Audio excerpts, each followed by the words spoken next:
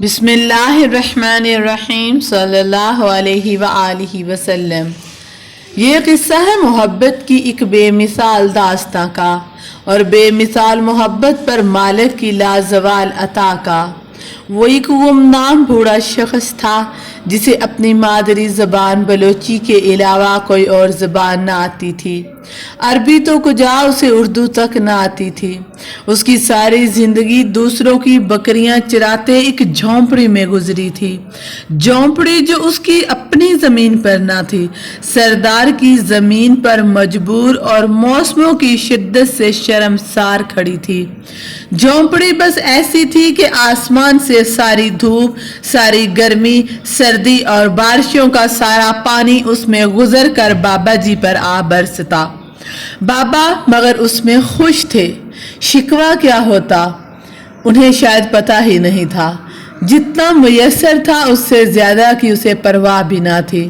نہ اس بات کی پرواہ کہ اس کے پاس پکا چھوڑو موسموں سے بچانے والا کچا کوٹھا بھی نہ تھا، اور نہ اس کا ملال کہ اس کے پاس کوئی معمولی سا سامان بھی نہ تھا، نہ اس کی فکر کہ اس کے روزگار بس اجرت پر دوسروں کی بکریاں چراتا تھا اور اس کے سوا کچھ نہ تھا۔ عجیب شخص تھا کہ وہ بکریاں چرانے کی انبیاء کی سنت پر ہی پیرا نام تھا۔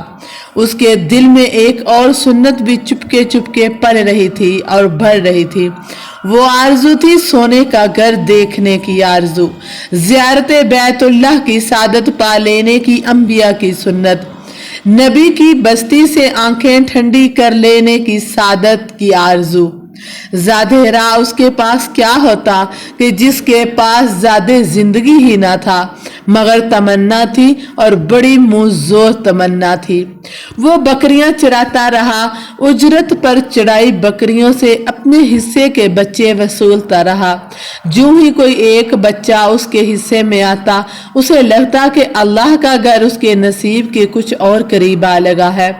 وہ ہر ایسے اجرت میں آئے بچے کے ساتھ اللہ کا گھر دیکھنے کی خواہش بھی پالتا رہا۔ پھر ایک دفعہ جب تن پر اچھے کپڑے نہ تھے، پاؤں میں مناسب جوتا نہ تھا، جھونپڑی میں موسموں کی شدت روکنے کی موزوں صلاحیت نہ تھی، اس کے پاس بکریوں کی اجرت کے کچھ پیسے جمع ہو گئے، تب اس کا چاؤ دیکھا نہ جاتا تھا کہ اس کے دل نے الارم بجایا، اللہ کا گھر دیکھنے کا ٹائم آ گیا۔ عشق کے امتحان مگر ابھی اور بھی تھے۔ ابھی محبوب کے ہاں حاضری کا ٹائم نہ آیا تھا۔ انسانیت پر کرونا کا امتحان آ گیا۔ اس نے رضا کی گردن جھکائی اور تمنا سینے میں دبائی۔ وہ انتظار کی سولی پر لٹکا۔ کرونا گزرا تو در محبوب تک جانے کے لیے زیادہ راہ اور بڑھ گیا۔ اسی دوران اس کے پاس کچھ بکریاں آ گئی تھیں۔ ان بکریوں کا عمر بھر کی جمع پونجی کا، زندگی بھر کی محنت کا، اور بھلا کیا مصروفیت ہو سکتی تھی۔ اس نے بکریاں بیچی اور در یار دیکھنے کو چل دیا۔ نہ ساتھ کوئی ساتھی، نہ کوئی رشتہ دار، مگر اس راہ کا ہر مسافر اپنا ہی تو ہوتا ہے۔ ایک تھیلا بغل میں لیے بالآخر ایک سویر وہ سونے کے مدینے میں کھڑا تھا۔ اسے اپنے نصیب پر یقین نہیں آتا تھا۔ وہ ڈھل کے کندھوں کے ساتھ بہت آرام سے حرکت کرتا کہ یہ مدینہ تھا، وہ مدینہ۔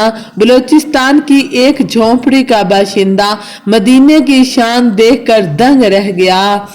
کہاں فقیر عجم اور کہاں سلطان عرب۔ اسی حیرت میں گم وہ اپنی کل متاع، اپنے جوتے اور جوڑے والا تھیلا بھی گم کر بیٹھا۔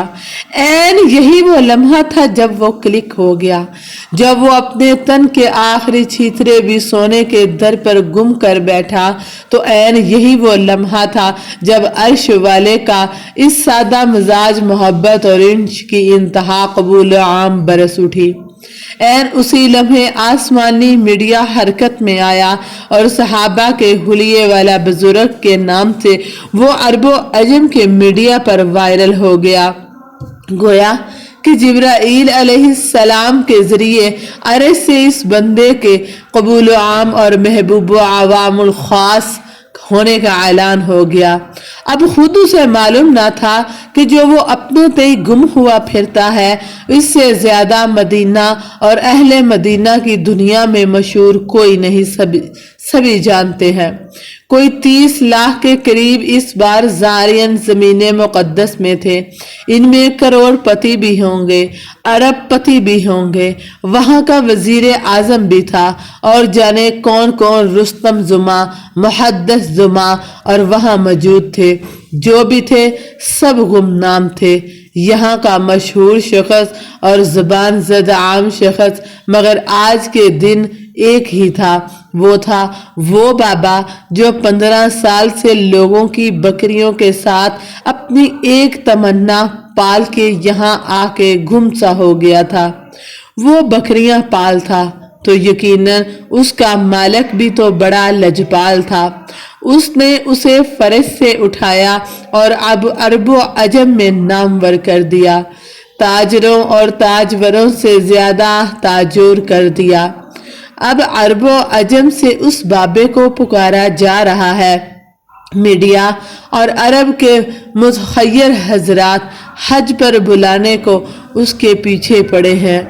ہم تم کو خدا نے ڈیوٹی لگا دی کہ اس کی کہانیاں کہیں اور سنیں اور سنائیں۔ سارے پڑھے لکھے ایک ان پڑھ کی کہانی سنیں اور سنائیں۔